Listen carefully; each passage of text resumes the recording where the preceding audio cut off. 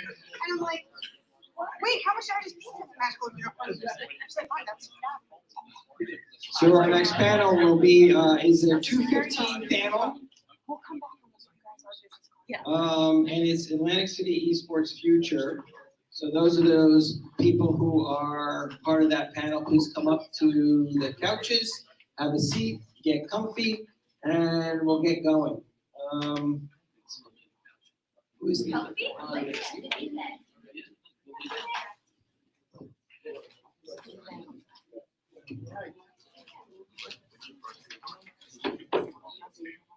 Hello. Hello.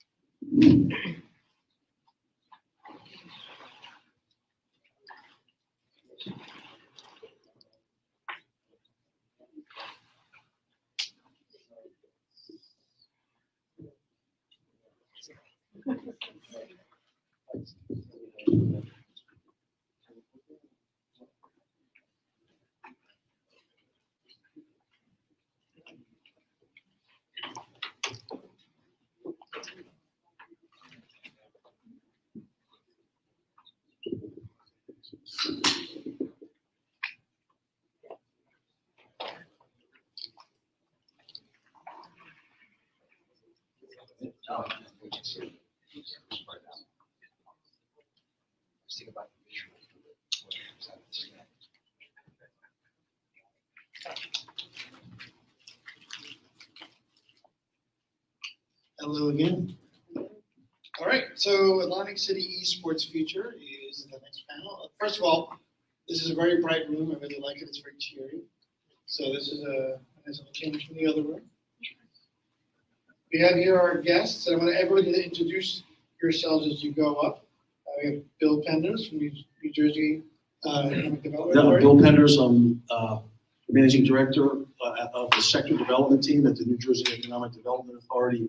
You know, within our sector development team, we engage with stakeholders within the different identified New Jersey industry sectors that we're trying to cultivate and grow as a state. And it so happens that sports wagering and esports falls into that bucket. So my colleagues and I at the EDA spent a lot of time engaging with the whole landscape of constituents and stakeholders within the esports community, trying to create a hub for the industry here in New Jersey. Then next to him, we have Rob Johnson, CEO of PlayFi. Hello, everybody. Thanks for having me, and it's great to finally see this come to fruition. So I'm Rob Johnson, the CEO of PlayFi Esports. We connect brands and Fortune 500 brands with esports, helping high school, college, semi-pro, and pro teams monetize through advertising, which is the number one, certainly, revenue generator within esports today. Hopefully, out of this center, we can find new ways to generate revenue. My background, before PlayFi Esports, Nerd Street Gamers helped start an infrastructure company, Jackbox Games on the indie development side, and then 15 years in traditional sports with the Eagles, the Jaguars, and the Philadelphia Flyers. So taking a bunch of different experience to help grow and help continue to grow the revenue generation part of what esports is. And then we also cooperate with nonprofit NACE, NACE Star League, which is the largest collegiate league in the world. About 13,000 students will participate just this fall, including Stockton University, which is getting to numbers that this is lacrosse Division 1, 2, and 3. So it's starting to grow. It's starting to grow fast. I think everybody's here because they can see the potential within esports, and then hopefully we can bring more of that potential to Atlantic City. Myself, I grew up here. I'm an Atlantic City High School graduate from Margate, so I'm really excited for the potential of what we can do with this one. Thank you. John, can you introduce yourself? Sure. I want to thank Ben, Ari, and Andrew for inviting me to participate in this. This is an exciting day for Atlantic City and an exciting day for the state of New Jersey. My name is John Boyd, a principal with the Boyd Company. We're based in Boca Raton, Florida. We counsel major U.S. and overseas corporations. We're located in facilities throughout North America. We're very active in the technology space, and we also provide economic development counsel to leading gaming markets and developers like the Howard Hughes Corporation in Las Vegas, the Las Vegas Global Alliance is a client of ours, the Nevada Development Authority, a number of Native American tribes, and the park organization, which is the recently bought the old Sahara Hotel in Lake Tahoe. That's where Elvis used to hold court. So it's great to be here, and I look forward to this conversation this afternoon. Thank you for coming out too. And the topic is Atlantic City Esports future. So I think it helps to talk about the future. We're talking a little bit about the past and what's happened here. And, we're just talking with somebody about Atlantic City. Atlantic City is a town that got started in the beginning of this. Well, the boardwalk was built near the turn of the century, back in the last century. And Atlantic City's successes have come in groups, right? So you have these kind of 15, 20-year periods when Atlantic City's entertainment options are usually enough to become the top entertainment spot on the East Coast, sometimes the United States completely. Like in the 50s, before it was a new Hollywood took over after that, but we were known for the Brat Pack and then for Miss America pageant and a lot of other things that Atlantic City has been known for. And of course, and you guys it's an open conversation. I don't want to have anybody wants to jump in, jump in. In the 70s, Atlantic City introduced casino gambling, which changed the fate of the town perhaps forever. And the gambling has been very successful for Atlantic City. I think the 80s or 80s and 90s, especially when they had the big boxing events and stuff. They were very, very popular, televised nationally. In the 2000s, casinos started to expand throughout the United States. And Atlantic City started to just lose its originality. One of the things that's important to remember is that Atlantic City, when it comes to attracting youth, has a visibility problem with modern audiences. We ran an event here in 2019, and one of the things that we did after the event, we sort of interviewed people what they thought about Atlantic City. We had a lot of millennials that said, I had never heard of Atlantic City. And for us, because we live in this area, in this little bubble, it's really hard to conceive that nobody had ever heard of Atlantic City. But when casino gambling started being built everywhere else, then we just became another casino town. The good news was that after spending 3 days here, I think it was the Halo Championship run by UGC, a lot of the millennials had a really positive thing to say about Atlantic City. Hey, I love going because the weather was perfect that weekend, right? So the weather was great. I love going on the boardwalk. We went to the Hard Rock, went to the casinos. So part of the challenge that we have is explaining, is really getting noticed. So it's one of those things that we almost have to take a look at the fact that Atlantic City may have to reinvent itself yet again, as it has 4 or 5 times before. But unless we acknowledge that Atlantic City has to reinvent itself, we're relying on, 27 million to come here annually? But the 27 million to come here annually are generally an older generation. So, John, you're associated with consumer projects and gaming. I just said some stuff that some people aren't going to like, but do you think that that's the reality of Atlantic City right now? Of course, but what's exciting is that esports really presents an opportunity for Atlantic City to diversify its economy. Okay, we can talk about the positive branding, location branding impacts of hosting tournaments, and that's terrific. Mm-hmm. But from an economic development perspective, esports is really a platform to talk about synergies with New Jersey's thriving multimedia and film industry, fintech, cybersecurity, healthcare, clean technology. Okay, the largest wind farm in North America is being constructed off the coast of Atlantic City. That's a story that needs to be told. That's going to present a lot of new engineering and office projects. And that should be here. Not a lot of people know that. I told my wife that 2 weeks ago, and at a dinner party, and people were very surprised. Economic development is about the stake in the sizzle. Okay, the stake is the quantitative assets, advantages. The sizzle comes down to leadership, effective promotion, Las Vegas style promotion. Yeah. And the future of Atlantic City is not the day tripper. Okay, Atlantic City needs a healthy mix of day trippers, but it's about the Vegas-like mixed-use experiences, diversifying the economy, and this whole live, work, play playing field that we're living on really is a playing field that Atlantic City should do very well. Okay, you have in-migration trends from New York and Philadelphia.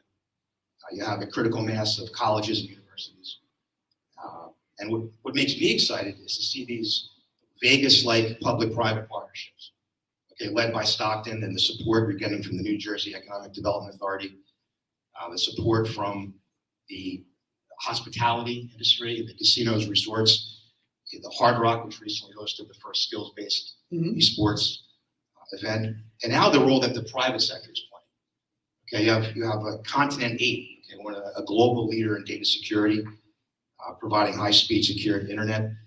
That should be a catalyst for non-gaming related companies in fintech, healthcare, clean energy, and multimedia that need fast and secure broadband.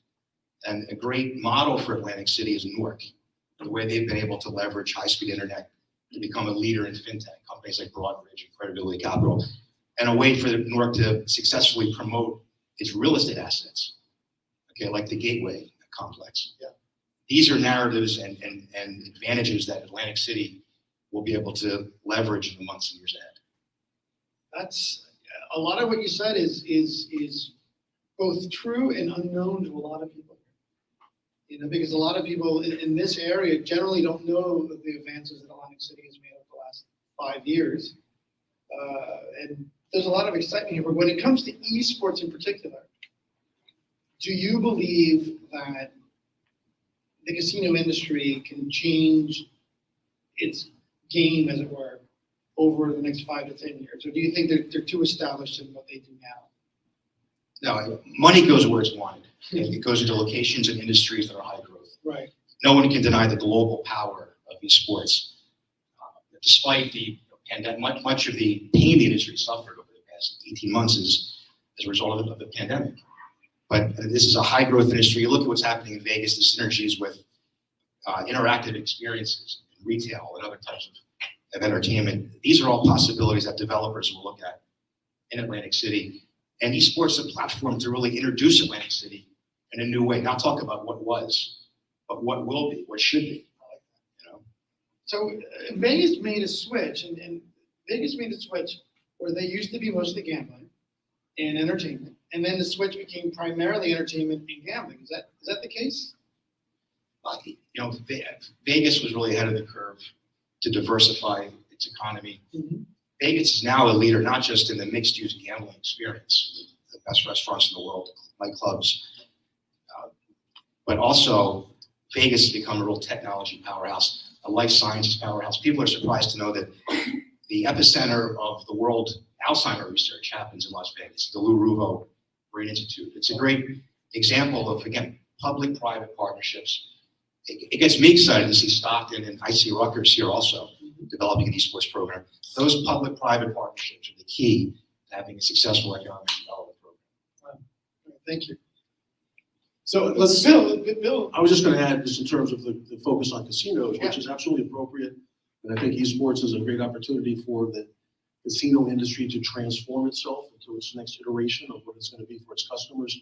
But at the New Jersey Economic Development Authority, we also see a much broader landscape of economic opportunity aside from the casinos to diversify the economy here. So part of the purpose of this innovation center, what our focus is going to be, is on workforce development and providing and creating a skilled pipeline of industry resources to the esports community so that they come here and open up business in Atlantic City and rise the tide for the whole community. Right? So getting the publishers to come here or getting other parts of the esports supply chain to come to Atlantic County and Atlantic City, because this is where the talent pipeline is being grown, is what will happen, because that's the most important thing to a company is where can I get the talent? Because that's your major asset as a company. So not only is there an opportunity for casinos to transform, but the entire economy can be raised and with this really resilient industry based on technology, based on STEM jobs, based on a whole landscape of roles here that you haven't seen in the past. So that's part of our focus as well. And I want to put some praise for the NJEDA because I've always been hearing that there's a separation between the North and the South. And the North doesn't want to help the South. I consider you the North. But I mean, you know, Bill Penders and the NJEDA have been nothing but supportive. I mean, that's an understatement of Atlantic City and what's going on with esports. So thank you for that. We love the whole state. Equally. Rob Johnson, CEO of Playfly, is a local at times. So Rob, what have you seen? I mean, you're very involved in esports. Obviously, that's your job now. It used to be in professional sports. What do you see is the benefit to Atlantic City? Do you think Atlantic City can do it? And if they can't, or what they should do, just be open about it. Yeah, listen, Atlantic City can do it, can do anything. It was reinvented itself for a century. There's two problems within much of what's just been talked about, and the two problems are access and infrastructure. So infrastructure, number one, post-pandemic, if we're looking at a pro team or a publisher or somebody who wants to build an event here in Atlantic City, Vegas has also had this problem. The infrastructure, the cost to move a $3,500 PC into a room it's not supposed to be in, really takes a toll on the cost in order to host an event. So set infrastructure is something that many of the publishers, big pro events, college events, they start to look for, because once that is set, it's much easier to rinse and repeat to have more live events post-pandemic. Pre-pandemic, when money was flowing and our economy was a little bit different, we call it whatever you want today, money was a little bit different within esports. You could throw, or Activision Blizzard would lose $500,000 on an event at the Met in Philadelphia and not bat an eye. Those days have passed. Now it's looking for, how is there set infrastructure? How is there built-in base? How is there enough of a draw from a city in order to build that event? Whether it's a tournament or whether it's certainly a showcase of some sort, playing and really where you can draw a ticket is playing within the presence of pros. It's not just hosting an Overwatch League event or a Halo event. It's also being able to bring your friends and have a social experience for the people that you play with online.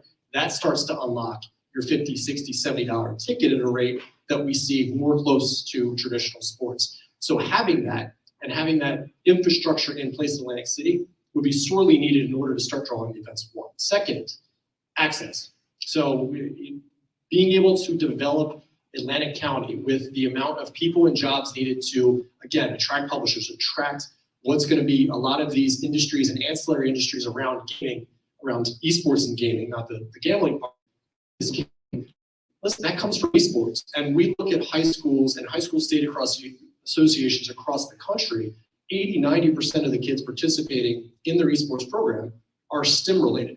So the more access you have, or Atlantic City High School can have more access to the PCs that are going to go in this room, or being able to have something that's replacing now stick and ball sports. I don't think anybody's shocked here that the amount of kids participating in your regular baseball, football, volleyball, whatever, has declined year over year for decades, for almost a decade and a half now. What is that being replaced with? Where is that student-athlete relationship that we know can help grow young people into productive people, being able to help build businesses in Atlantic County? It does start with the schools and stuff. So access is a big part of it. Being able to have, what is a $3,000 PC? Because this isn't, a better running shoe is going to make you go 10 times faster, but a better PC is going to make you a better gamer. It's just how this industry works different than a stick and ball sport. So infrastructure one, Atlantic City, if they were to invest in something where there was an ability to quickly set up an event at a cost that was attractive, to bring in an example, the Esports Awards, huge event for the industry. It was at Esports Stadium Arlington in Texas. Vegas attracted that to Vegas this year for a 3-year deal. There's no reason Atlantic City couldn't have been within that mix. So there is an opportunity there with dedication to set infrastructure. This place is a great start.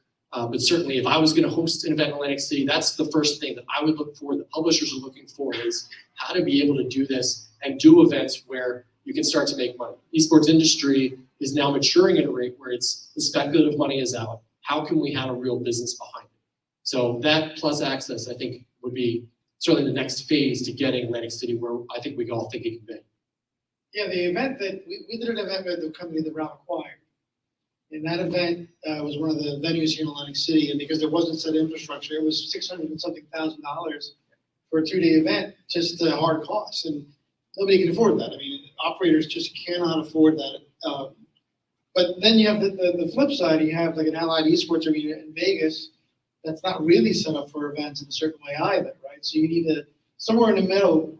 What's the appropriate amount of space? It's also still a cost issue. If you want to host an esport at the HyperX Arena in Vegas, it's very expensive to host an event there.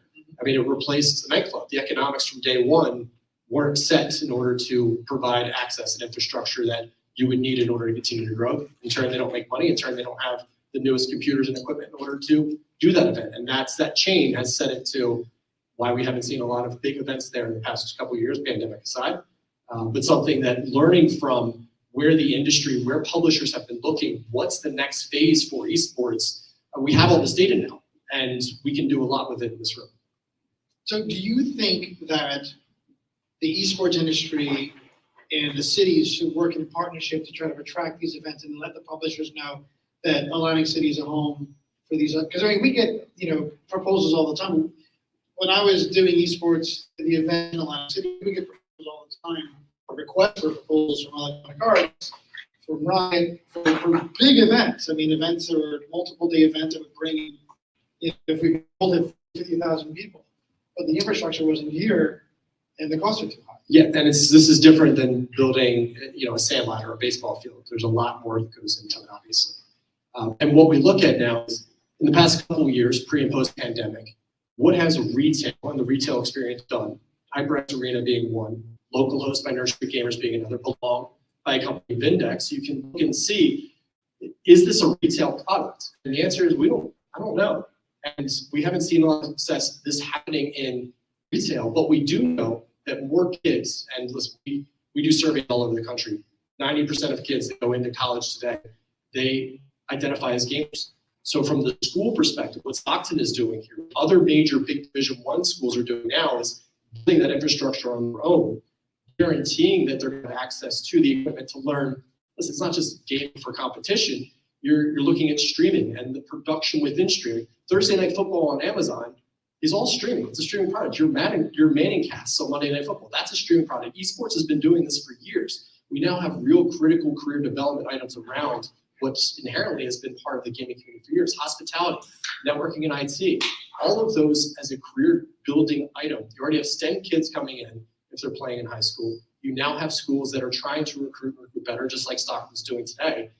That's the infrastructure that can start to grow. And I think what Stockton has done is a great first step. Now it's how to get bigger in order to then attract the publishers and then attract. But from the school perspective, I think that's a good start versus retail or versus building just a stadium just to have a stadium. Yeah, Atlanta, we were speaking with the Atlanta Chamber of Commerce last month, and one of the things that they did was they put together a commission for esports, an esports commission, and the esports commission put together local universities. So they had, whenever they wanted to have an event or whenever they had any kind of discussion related to esports, everybody was called in. They put together a business unit where they supported local businesses trying to start an esports organization and connected them to the greater community. And they put together a sponsorship program where they would support events and try to answer to these RFPs, reply to these RFPs. I'm wondering, should Atlantic City, everybody can answer this, should Atlantic City and the state potentially create an organization that deals with putting together esports, bringing in esports companies? Because I know one of the goals of the Stockton Innovation Center is to bring in technology companies. Ostensibly that is for the casino industry, right? But should one of the goals be to put together an organization that's larger than just Stockton, that includes the state and Atlantic City? Or is that just too ungainly? I don't know. Well, I'll just to speak on behalf of the state, I'll say, yeah, absolutely. It's something we should think about. It makes perfect sense given the current investment that we're making in esports, and they give us a broader view of what the opportunity is and who the stakeholders are. So I fully support something like that. So that's something to take away. I also just want to share that we're also looking at the broader opportunity around esports. It's not just about the events. It's also about the entire ecosystem. So we happen to have right now a very fast-growing film and digital media industry in New Jersey. A major film studio in Newark was just recently announced, I think, for $150 million, and another larger one in Bayonne, right on the water, has just been announced. Well, the production of an esports video is about as expensive as a Hollywood movie, right? And I just watched TV recently, and I've watched commercials where I couldn't tell it was a movie or a game, but it was a release of a new esports game or a new video game. We're very interested in tracking the production of these games to the state, and that could be a big play for Atlantic City for Activision Blizzard or somebody to come in and set up a studio for the production of those games. And by the way, those are not just one-hit wonders where they do a movie and then they leave. They stay for a couple of years because they do version 2 and version 3.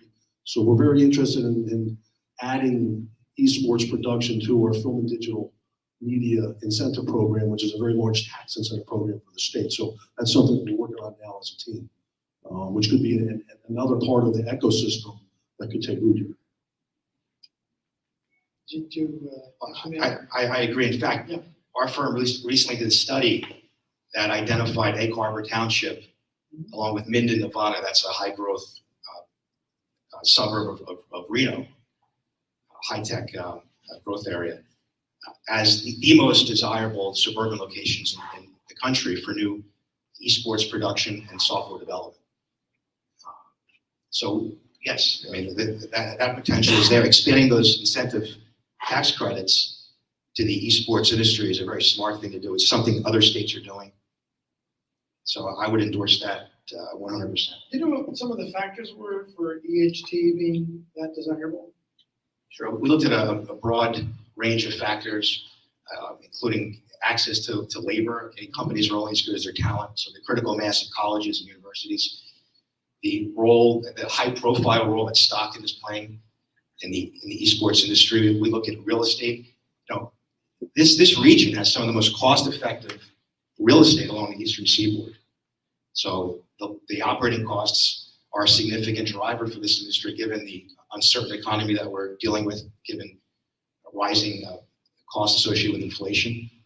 So we look at all of those factors. And again, just the big picture live, work, play dynamic that's playing out. We're seeing more and more people relocate from Philadelphia and New York to live in communities like Longport and Margate and Long Beach Island. I mean, these are now live, work, play destinations.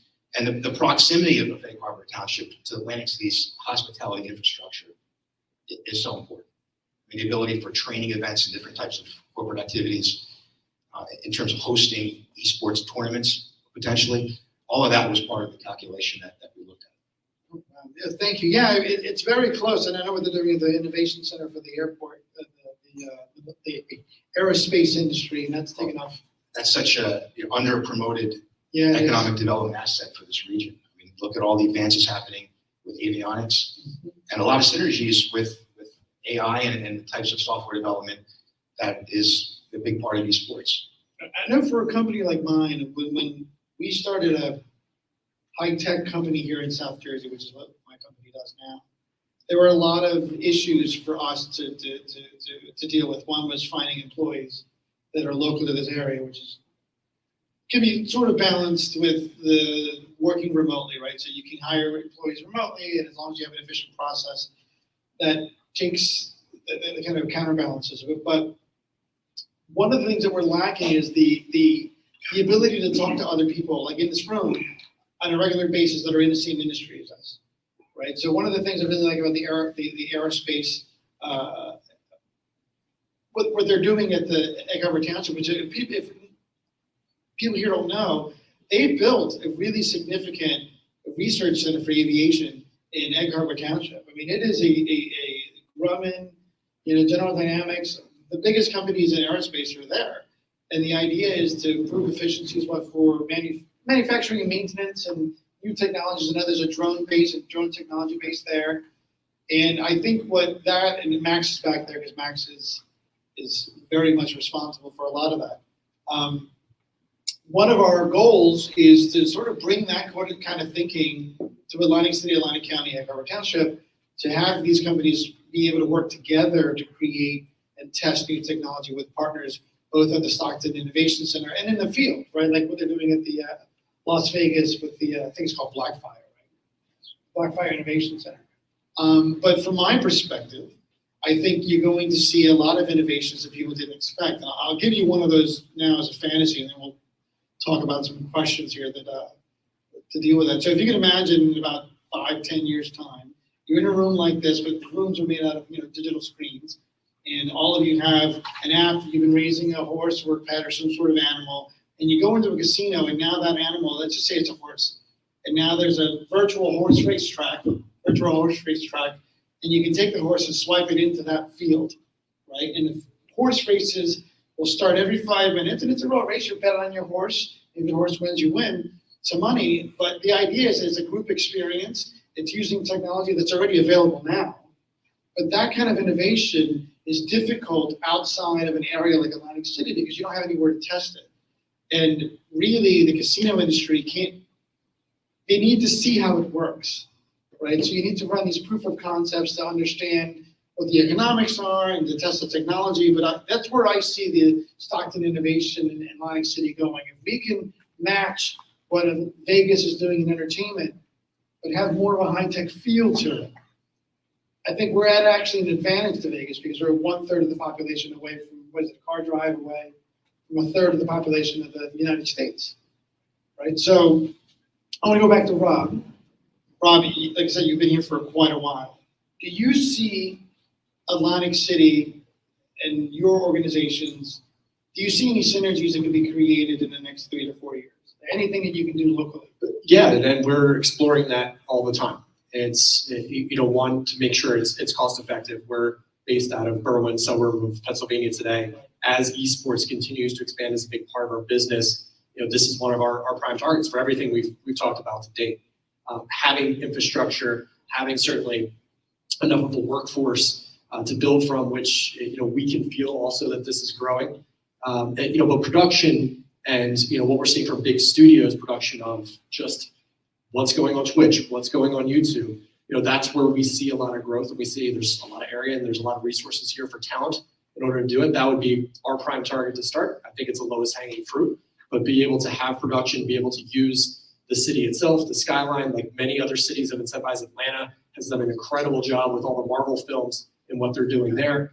I do think that would be something near term and something we are looking at now as we continue to grow and expand. Atlantic County is one of our prime targets. Do you think, anybody on the panel, do you think that the question of can esports drive casino revenue is something that we can answer? Like, how do we address that issue? Right? Because, again, going back to the premise of the Innovation Center is here partly to answer that question. Right? But, I want to get everyone's opinion on how you guys think that could work. Listen, this is now 2 generations primary form of entertainment. As they start to mature, millennials and Gen Z will start to see new ways that entertainment is consumed. Gambling could be a very obvious part of it. As we've seen enough data to date, probably not. However, based on the popularity of now legal sports betting, and it's only a few years, and it's not even across the country yet, you can certainly see that massively popular IP tailored and made towards that type of gambling or social experience could be in the near 5-6 years. But to date, I haven't seen anything to say that that's happening today. It needs a lot of leaders, people in this room, in order to move that along. The battle for market share in the casino industry is mixed use activities. Okay, it's not just table betting and slot machines. Okay, it's high ticket events. And esports has a role within that. Okay, again, I agree. It takes leadership. It takes new incentives. But when you look at all of the regional competition, we know about the casinos in Pennsylvania. We know about casinos soon coming to North Jersey. Casinos are coming to New York. Okay, Yonkers is going to get a casino. The old Javits Center, there may be a casino next to Hudson Yards. You have guys like Steve Wynn and Steve Cohn, owner of the Mets, that are competing for gambling license in New York. So the old way of thinking is out the window. Okay? It's about new mixed-use experiences, and I would talk about esports in that context. So, I would say that the market's going to drive the change, right, as it always does. And I think the question is who's going to lead the pack, who gets left behind. But it's an inevitable force of nature that's going to occur. I remember, I'll date myself now, but I remember when someone told me about what email was. I didn't know what email was. And I said, why would I ever want to do that? Just pick the phone and call somebody. Look where we are now. So it's the same is true for this industry. And what's going to happen, it's a unique industry in terms of how they embrace change or not. But there will be some front runners who will get it. Maybe a lost leader for a little while they wait for the volume to get to a certain level, but there'll be some winners and some losers on that front. To John's point, with all that competition coming, the North Jersey, New York, what does Atlantic City's leadership need to know to compete? And can Atlantic City compete against all those threats? One of the big challenges Atlantic City's had is it's never had the type of high-profile ambassadors that Las Vegas has had. I mean, people like Shelley Adelson, Steve Wynn, I mean, larger-than-life figure, Oscar Goodman, who obviously has ties here to Atlantic City. That needs to change, okay? You need the public sector, a high-profile mayor, governors that view Atlantic City as essential for the success of the Garden State economy, but also private sector leaders. I mean, that's a big thing. I could say this, I do see a change happening, okay? We work with the top private developers in North America, and a lot of the people that we work with are now looking at Atlantic City the way they looked at Coney Island 15 or 20 years ago. You look at what John Castamatias is doing. I mean, it looks like Sunny Isles, these new buildings, or live, work, play type buildings. That should be happening here in Atlantic City. And I is think- that I think the esports affordability of the area? It's some of the most cost-effective oceanfront real estate. I mean, the skyline. I mean, this skyline is just beautiful, and there are so many influential people around the country, around the world, in fact, that have goodwill towards Atlantic City, that realize that for decades it's really underperformed. So this is a new playing field, live, work, play. I think that esports is consistent with New Jersey's high growth, high tech industries. So I'm excited to see the role that Stockton will play in this next chapter for Atlantic City and this next chapter for New Jersey. I know the owners of the pier, the new owners of the pier, they want to make esports a central part of their redesign. Experiential, a lot of experiential stuff there with not just the esports, but a lot of stuff like a living museum. Right. other things. Interactive shopping. I mean, Interactive shopping. one of the biggest things in Atlantic City the past year was the Van Gogh. Mhm. I mean, that's a big trend that's happening in the casino market. So it's nice to see the Hard Rock do that last year. Yeah, I mean, Rob, one of the things that we talk about with esports is you mentioned Sportsbook, and Sportsbook has been more successful online than in person. So how do we get people into casinos without that isn't just a sporting event? I mean, Really, it's multi-purpose activities. And what you can't get online is a social experience in person, which we know at every age humans are more drawn to do. It just has to be something that's going to be appealing. So, to bring somebody to a sports book, yes, online is just, it's more convenient than the process is to go through that. I think from an online gaming perspective, we're probably a few years away from what is like the world's killer game. It's so fragmented right now that we don't have one killer app that's really drawing in people en masse. You'll have League of Legends that was just had one of their giant events, in Chicago.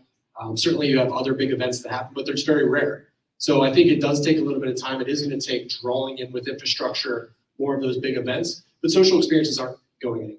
And to say from a sports book and calling that an esports event, you have to recognize that playing in the presence of pros, being able to unlock that higher ticket, and then also having content that's compelling, among other things, that's what's going to be able to draw. Vegas has 1,000 things to do for everybody at any given time, which is part of why, and now adding racing, part of why they're able to have such success and why we have to look at it not just as a one silver bullet in esports, what can we also do around that to draw not just esports events with pros, having tournaments with that, having college showcases, bringing new interactive experiences on top of it. I think Meow Wolf in Vegas and in Denver, it does very well, just like the Van Gogh exhibit. These things all connect with the same audience that if we start compounding them, we'll start drawing people. Do you think the wagering leagues, running wagering leagues out of Atlantic City for esports could be a draw? Eventually, but not today. Why not? Just not seeing, it's not part of the experience yet because it hasn't, like we're talking about compelling experiences. What is that one killer app to get people in a social experience to start gambling on that one event? Overwatch League tried, Call of Duty League certainly trying. Something like Evo, perhaps, the fighting game? Something like Evo that Sony just bought. These are interesting properties to watch. So we're more in education, so I can't speak specifically about the wagering and how they're going to be taking the next step there. But there is, certainly a demand for it.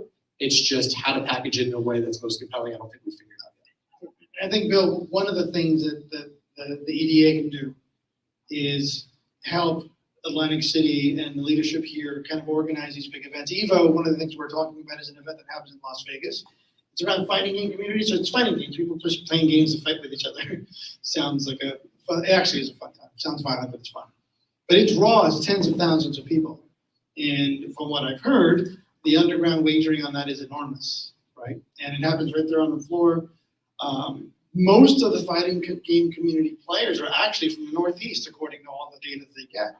So we're in a much better position to have EVO here in Atlantic City as a recurring event than they are in Las Vegas. Costs them cheaper to come, and we can probably do it every month as opposed to every 6 months. So, I mean, but one of the things I think that the EDA could provide leadership on is how to organize these sort of big ideas into digestible bits to actually execute them on. Yeah, absolutely. I mean, part of our role is to connect the dots and to help catalyze different sectors in New Jersey for growth. And obviously, esports is one of those targeted industries for us. So we're open to playing whatever kind of role we can to sort of be the lead to bring opportunities together. And I think you're seeing, as my co-hosts here have discussed, various things happening, right? So a casino community in transition to a digital platform for esports and different types of games, and then the opportunity to host events here on a regular basis. I think it's 17,000 hotel rooms in this infrastructure. Other cities in this country that have that. So there's a lot of intrinsic assets here as well that can be promoted to get some momentum going, and also you have an all year round economy that's being uplifted by the combination of all these things. Yeah, and I think the future is bright for Atlantic City if we all organize and work together. Because I think one of the things that we've relied on, you mentioned leadership in Vegas, right? And I think that's true. There are certain individuals that can elevate a city or some sort of industry higher than anybody else. And I think what has to emerge here is, and hopefully through these kind of discussions, is who are the leaders here? Because they are needed. But if we do find that leadership, then we will be able to take this city and make it into something that it used to be. You know. So, do you guys have any closing thoughts? Well, I think to that end, Ari's giving me the sign here. We're in a fortunate point in time where we have a governor who completely supports everything that we're doing here. So let's take advantage of that with the time that we have left to catalyze as much as we can. But he's a big supporter of sports betting, esports, Atlantic City, and everything in between. Yes, he is. A regular cadence of major events in Atlantic City will do a lot for momentum. It will get more communities in, and it will show more people how to get to Atlantic City, what's here, and that will be a snowball rolling downhill. But more events at a higher cadence than we have today. I'll back up with what Bill said. Governor Murphy has been terrific on the film and multimedia industry, as well as clean tech. These are two timely targets for Atlantic City to attract new corporate investment. Yeah, I think that Atlantic City is doing a lot of stuff on the ground that people should know more about. So I totally agree with everything you said. Any questions? Anybody have any questions about Atlantic City's future? If that's it. I actually have a question. Yes, sir. So we were many comparisons in Las Vegas. Mhm. Las Vegas has always and still has a very good reputation of working together. You know, the casinos, the Chamber of Commerce, the mayor, the state. Atlantic City does not. We've had a lot of problems with the CREDA and trying to work together with the city, etc. How do we gel those people and bring them all to the table like they do in Vegas to make that comparison, or to create that sort of, like you said, leadership? I mean, this is something would be very new for Atlantic City if we actually worked all together. I think it's maybe looking at how that got started in Vegas. I mean, I can't imagine it was always like that. Then again, you have a city in the middle of the desert. You're going to try to figure out how to bring people in as much as possible, right? One of the disadvantages of Atlantic City is that it has an attraction that advertises itself, so you don't really need to do anything, right? But I agree. I think in my efforts working with Atlantic City, it's been a mixed bag, right? So you can say all the things and all the promises, and then you're held to certain unbelievable expectations, and then when you don't deliver on those unbelievable expectations, it's a failure. We've had a couple of companies that did events here in the city that didn't work, and there's a lot of definable reasons why they didn't work. But look, it didn't work, right? And I think what we need to figure out is how do we organize ourselves? Like the other example is Atlanta. Atlanta is not Vegas. They don't have a city in the middle of the desert, and they just started their efforts, right? So I think we learn from those cities. And actually, one of the things that we started, and Max knows this, we connected the ACEA and the Chamber of Commerce to the Atlanta Chamber of Commerce to learn from them how they're doing it. And I think it's going to be a bigger, it's going to be a lot of work. But a lot of you, I know a lot of people here already, and I think all of us together have to do it collectively. And I think the city, yes. Can I just point out that the building that we're in now, this Phase 1 Atlantic City, was a partnership of the state, EDA, county, the city, the university, and private developers. So there is evidence that there can be successes, and we like to think that we're one example of how it can be done. So, But right now, you're the best example of how it's done. So this building and the efforts with the Stockton and the EDA and the Shirley. So to that effect, I think this is probably the headquarters of innovation in Atlantic City. And I expect Andrew and the gang to push this forward very aggressively. And I think Andrew has to be one of the voices out there shepherding all these cats and making sure everybody's going in a straight line. the goal here for sure. All right. Well, thank you, everyone. Thank you. Our next panel Anthony will also be the moderator. It's our 3:15 panel. After that one, we're going to do investment in esports, which is at 4 o'clock. I'll be your moderator. We'll have a bunch of people. And then after that, we have a little bit of a break, and we're going to have a mixer. So everyone should come to the mixer at Knife and Fork, which is across the street. It's that older building that looks like it was from the 1920s, because it is. But that's the history of Atlantic City. I think it's very classic that we're starting something brand new, and we're having it in a place of history where history was made multiple times in that restaurant. So it's very fitting. But please join us for that mixer. It's going to be a lot of fun, and we hope to see you all there. So a couple more talks, and then we're going to move on. Thank you. What's the next one? 3:15? Yeah. Sorry, I didn't know I was hosting this one. Yeah, the 3:15.